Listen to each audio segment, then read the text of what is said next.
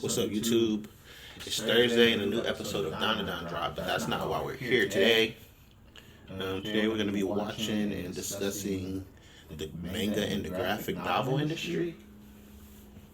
And I had a few thoughts after watching this video, so it was some stuff that I wanted to share with you guys. I know the Hikari video, this is like part one of the Hikari video, and we'll talk more about my graphic novel as time goes on. But yeah, this is like part one, or like the history behind my graphic novel. But I just want to show you guys these videos because they're relevant.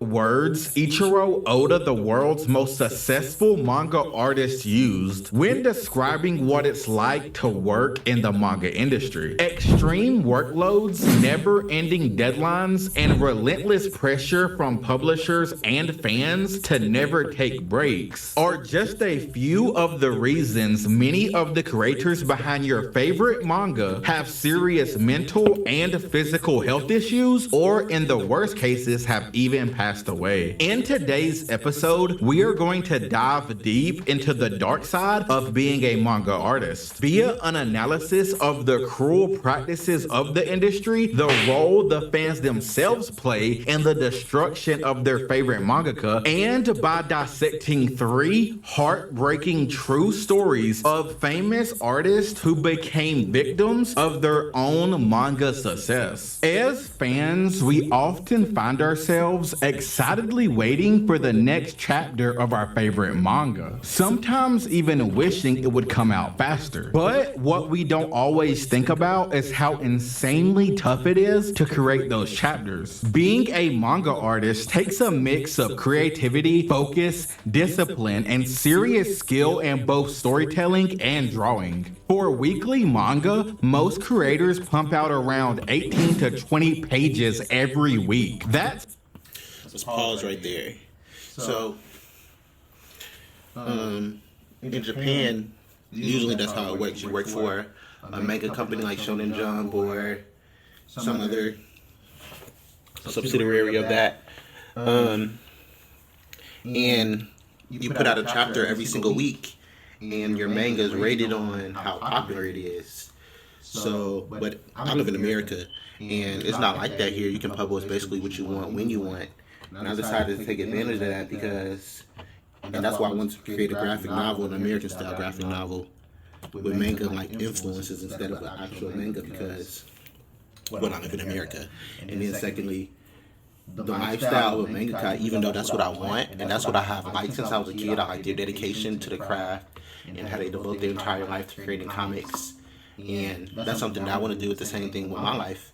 But I don't want the additional stresses that mangaka have to go through, because the workload can really, like they say, like it can kill you, really, or interrupt your life substantially.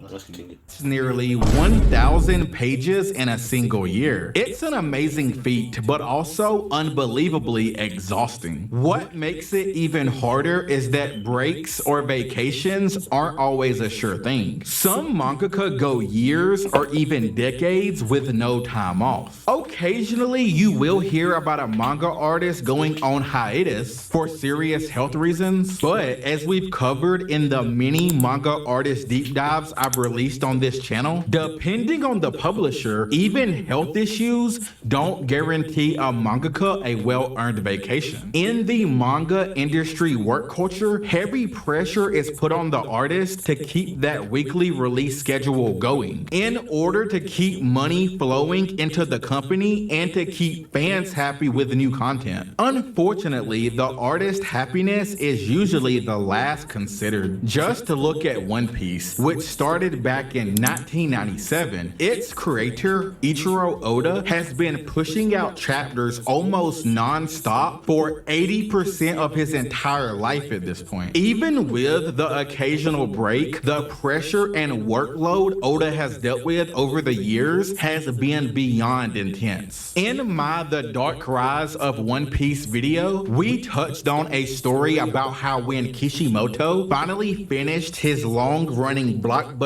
series Naruto, he reached out to his peer Oda to brag to him that he could finally take a walk with his daughter on a sunny day, knowing that since Oda would still be deep in the middle of that full-time mangaka grind mode for years to come, it would be a while before Oda would have that same desired amount of family time. Oda has said that Kishimoto's comment sent him into a depression spiral, but at the same time, it motivated him to keep working hard, so one day he too could finish his manga the right way, and then he too could enjoy time with his family as well, without feeling like he let his fans down. This mindset is why this topic is so complicated, because yes, the manga publisher elites can be tyrants, but at the same time, many mangaka greats are addicted to the grind and expanding the worlds they've poured their all into making. Now, keep in mind that manga is a full-blown industry. Therefore, for every big-time mangaka like Oda, Kishimoto, and Kubo, there are dozens of up-and-coming and medium-successful manga artists just trying to make it in the medium they love. And the manga industry isn't any easier for them either. This is mainly for two reasons: financial pressures and job insecurity. A lot of mangaka who are just starting out or work on smaller titles deal with unstable income and have very little support. Many work as independent contractors or freelancers, which means no health insurance, no paid sick days, and zero job security. Sure, the big name creators might earn good money from royalties, merch, or anime deals, but for the majority of manga artists, the early years are a financial struggle. They keep going solely because they love what they do. However, the stress it takes to survive in this system can be soul-crushing. There is also the pressure that comes with the fact that there are tons of new artists fighting to break into the industry every year. Competition is insanely fierce, and publishers will weaponize the fear artists have of becoming irrelevant to keep them in check. Things get even scarier when you look at the bigger picture of Japanese work culture. Overwork is so common. Japan actually has a word for dying from working too much, which is karoshi. Yeah, bro. That lifestyle is not for me. Working to death, even though I love comics, I'm not doing that, bro. Like, I'm not dying for this shit. So I think that I was forced to develop and forced to think about this ever since I was a kid, of developing a work-life balance. And I just decided that self-publishing would be the route that I can take to control when I publish books, and I control that, not somebody forcing me to do something on the deadline and then not giving me, and me not giving my best quality, my best effort.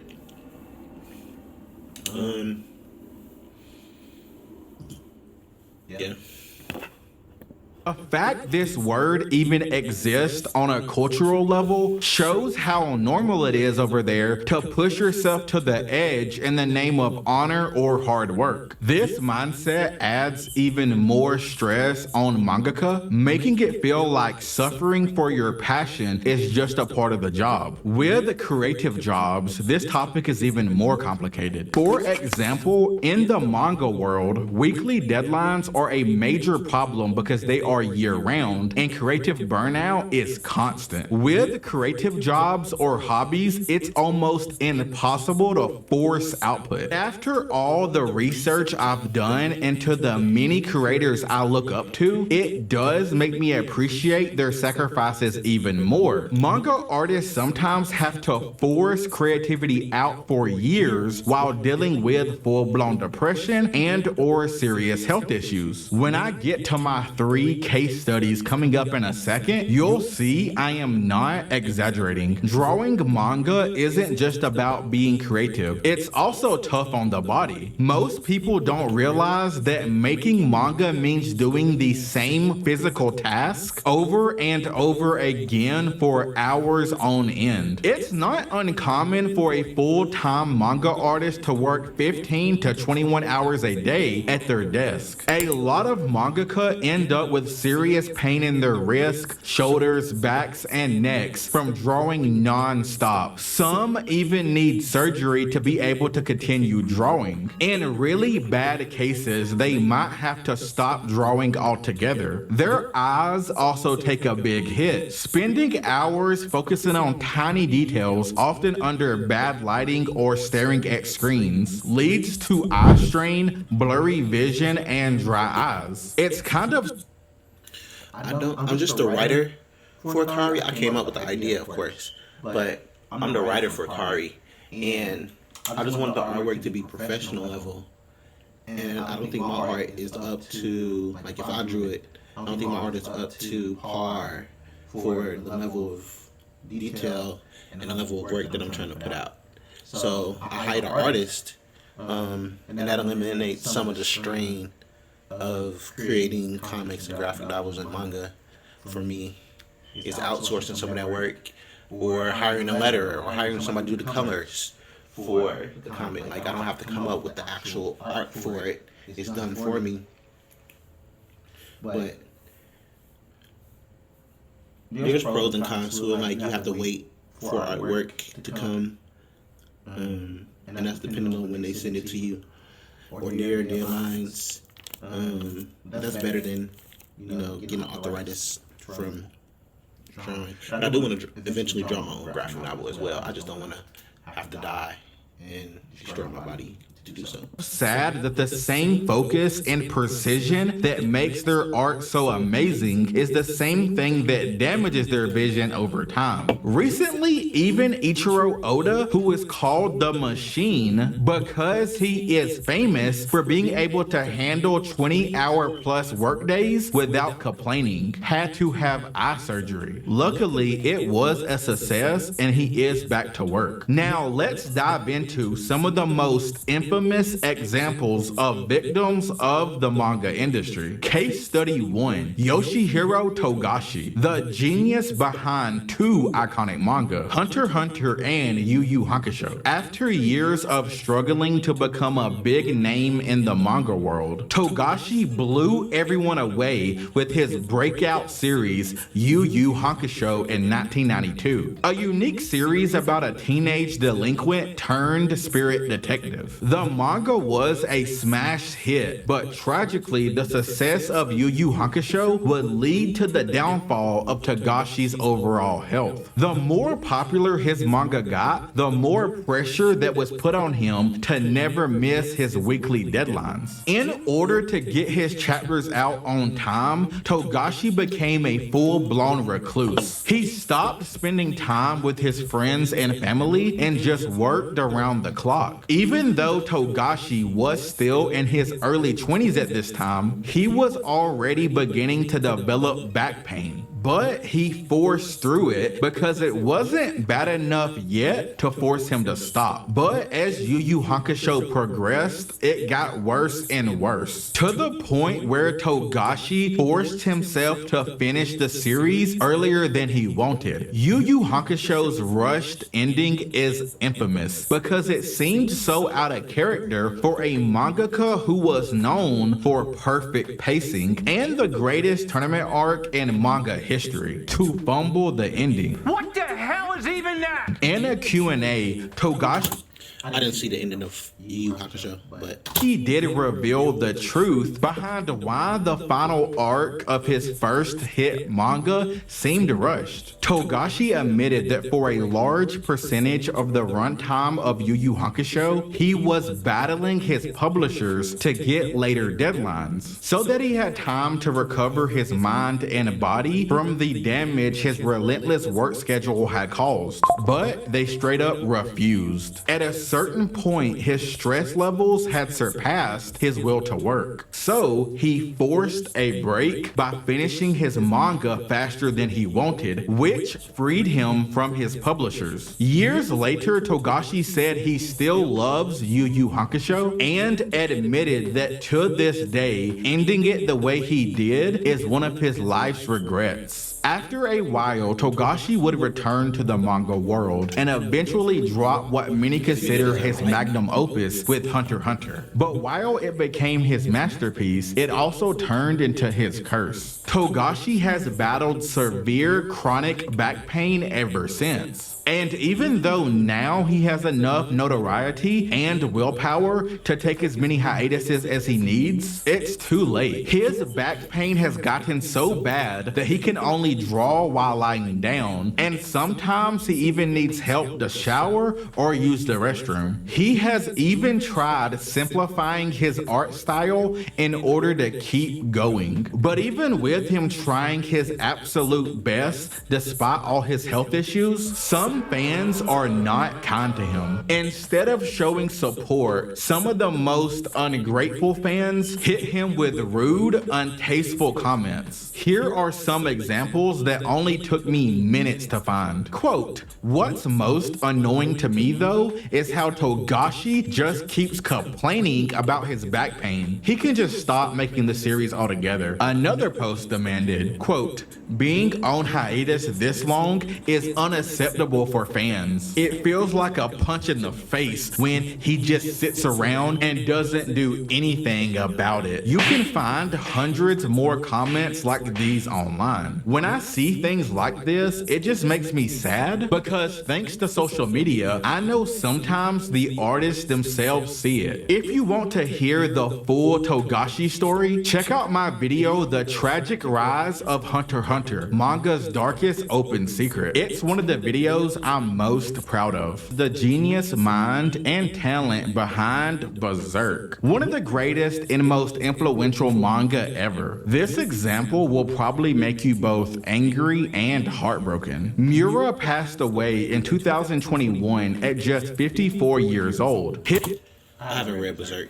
His death shocked the entire manga world and forced everyone to face the brutal truth about what this industry does to its creators. Miura was a perfectionist, but that same obsession to details that made his manga so great led to the downfall of his health. He would vanish for months working completely alone, only to come back with a new chapter. Then he would disappear again into isolation and exhaustion. As his success and legend grew, Miura's health was slowly getting worse, but he never stopped. Years of long work hours, poor eating habits, and zero exercise destroyed his heart. He passed away from an acute aortic dissection, which was basically the result of non-stop stress and ignoring his health for his art. Berserk, his life's work, remains unfinished after 30 years. He sadly never got to see it completed because the industry literally worked him to death. Creating art good enough to earn you superfans is a blessing and a curse. And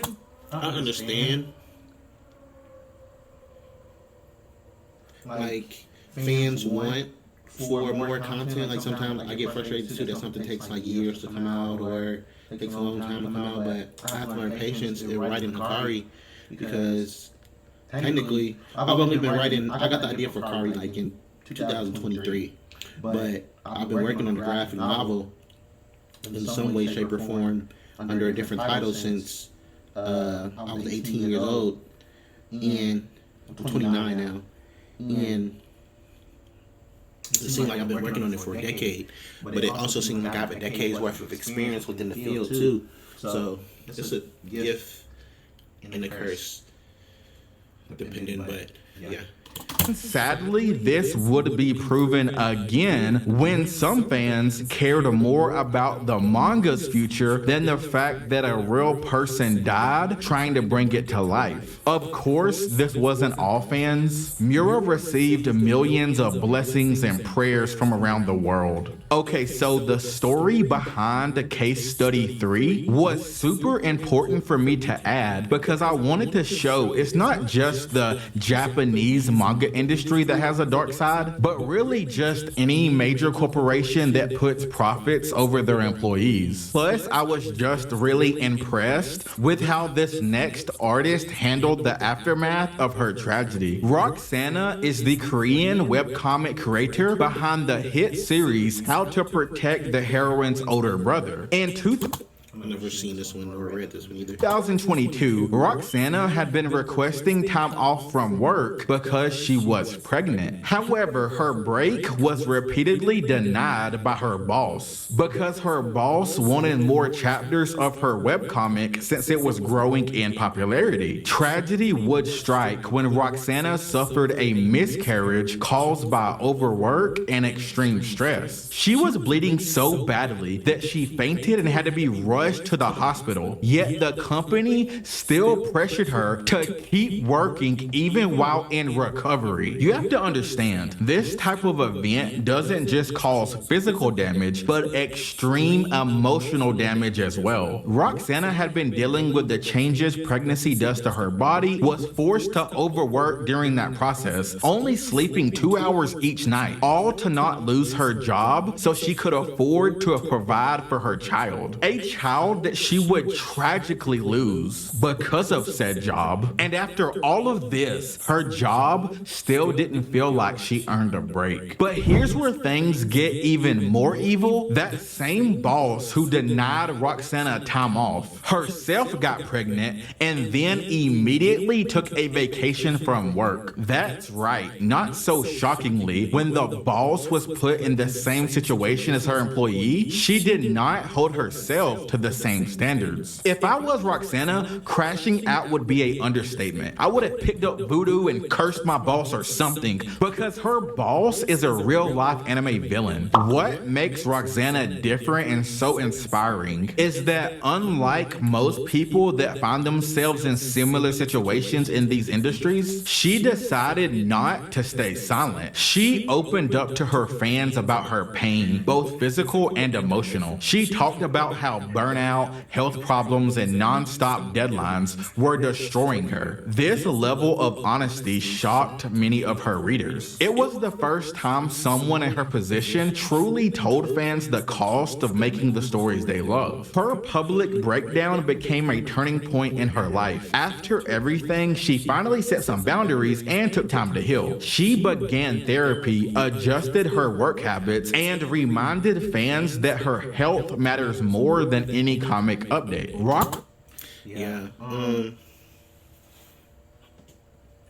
I'm diagnosed with depression, ADHD, insomnia and anxiety, and bipolar disorder. So I kind of have to take my mental health into consideration. Like I've been to therapy, I take medication for my various disorders, and I try to live like a healthy lifestyle. But seeing how they treat mangakas definitely what made me like want to self-publish my own works and get away from a life of deadlines and overwork. Roxana's return came with a new message. Creators are human too, and they deserve care, rest, and respect. If you're wondering why do these creators even put up with all of this? Well, it's because at the end of the day, they love and appreciate their fans. Just like I appreciate you for making it to the very end of this video. Drop Kiwi in the comments, the word or the emoji, so I know you're a real one. Yeah, follow Pirate Diaries. We'll be watching more of his videos. There's one more video I wanted to show you.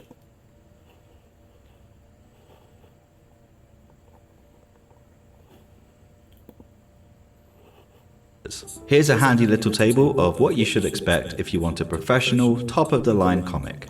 These numbers are per page, so the line art...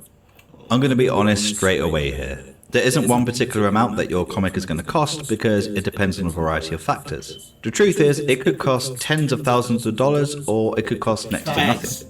It depends on your circumstances. Now in this video, we're going to take some of the numbers that I've seen commonly crop up and work with those to figure out how much it could cost. Before we get into the numbers though, I want to contextualize them a little bit. I'm only going to be focusing on the visuals because I've never been paid to write a comic book, so I've got no experience to fall back on.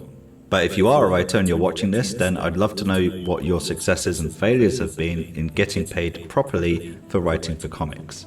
So let me know in the comments below. And with that being said, let's get back to those numbers. Here's a handy little table of what you should expect if you want a professional, top-of-the-line comic.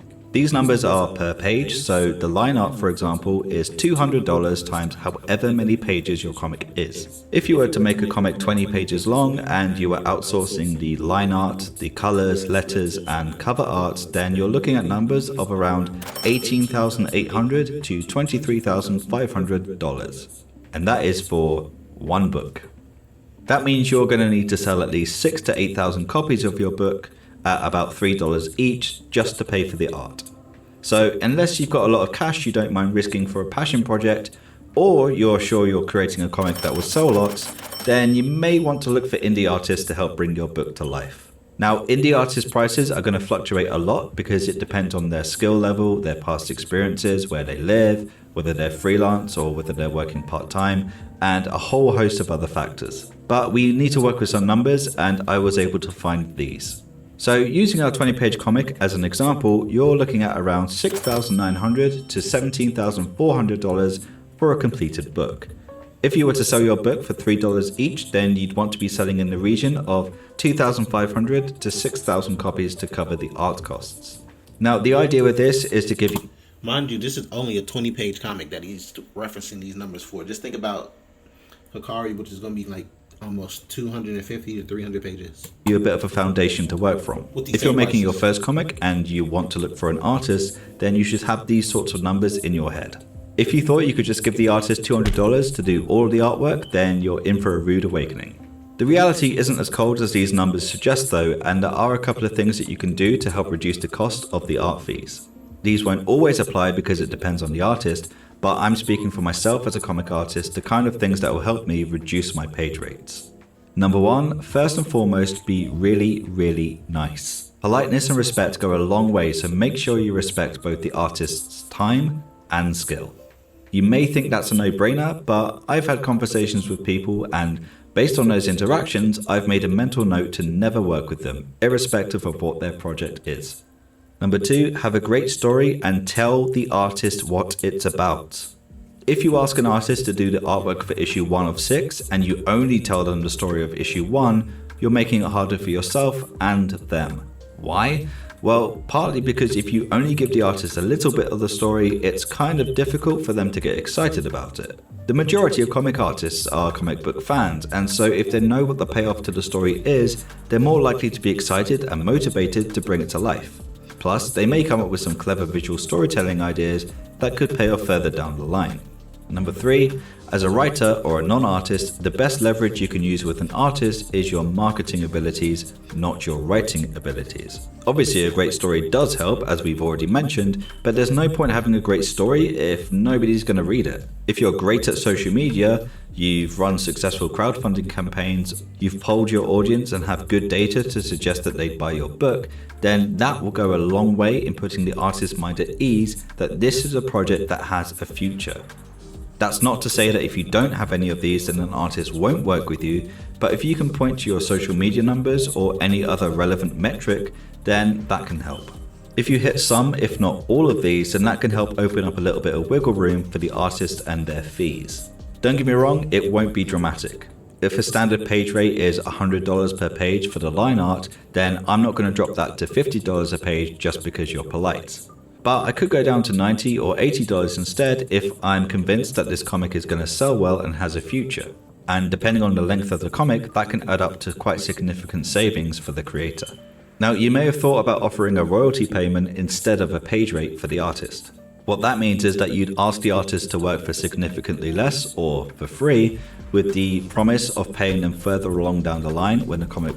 Now, mind you, chat, I'm not rich, nor do I have a publisher, so this is all out-of-pocket expenses. That's just, I don't know where the money comes from. I don't know. I gotta make it happen. Try to make things shake to put myself in a position to be able to publish this book. Book sells, so you'd offer them something like 50% of the comic book sales. Do not do this. Especially if this is your first comic, it's unlikely to sell in the tens of thousands, which it would need to do for you to accumulate enough money to make that risk worth it for the artist. All you're doing is ripping them off and securing a really bad reputation for yourself. Instead, you should offer the page rate that they're asking for and also offer them royalty payments as well. It may seem that you're giving away all of the stuff to them, but you're really not. At the end of the day, when it comes to paying for art, it's a collaboration. The more you get the artist on board, the better the comic is going to be, generally speaking. And the better you work with artists, the better your reputation is going to be, which means artists are going to want to work with you for future projects. So it's a win-win. When negotiating with an artist, it's always a good idea to seek professional advice from a lawyer. There are lawyers who specialize in art negotiation, and some even specialize in comics specifically, so seek them out and get as much information as possible before you sign anything. And you should both sign stuff before you work together. Now, all of that was just for the art. What about printing? There are two routes you can go down when it comes to printing. You can risk a lot of money, or you can risk a lot of inventory. Printing tends to work in a way where the more you print, the less it will cost you per book. So printing 100 books may cost $5 per book, but printing 1,000 books may cost $1 per book. So if you print in bulk, it becomes cheaper, if you're able to sell. If you can't sell, you may be stuck with 1,000 books in your front room, which can be a problem in and of itself. Printing costs vary a hell of a lot based on where you're located and what your local printers are charging. You may be able to work out some wiggle room with them if you get to know them. Honestly, going into the numbers would kind of be a waste of time because of that. And it's one of the #1 reasons why a lot of creators are making digital comics only. So with all of that in mind, if you're a writer, or Amazon prints your book for free and distributes your book for free, they just take a piece of your earnings from the book. looking for an artist, you should budget for around $5,000 for your first book. Ideally, try and accumulate more if you can, and remember, when it comes to art, you get what you pay for. Making comics with the sole purpose of turning over a giant profit is extremely unlikely. It doesn't mean it's not possible, and there are multiple ways for you to make money with your comic beyond direct sales. And we're going to explore those options in next week's video, so make sure you subscribe so you don't miss it. Yeah, like he says, please subscribe to our channel.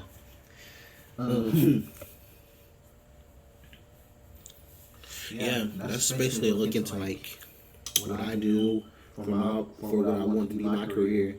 Some of the costs and dangers of this lifestyle, but I wanted to do this since I was a kid. I really like making comics and art and manga, so I'm gonna continue to do that. But we'll talk more about Akari and the story and the characters in a separate video in like part 2. But yeah, until then, keep tuning in. Thank you.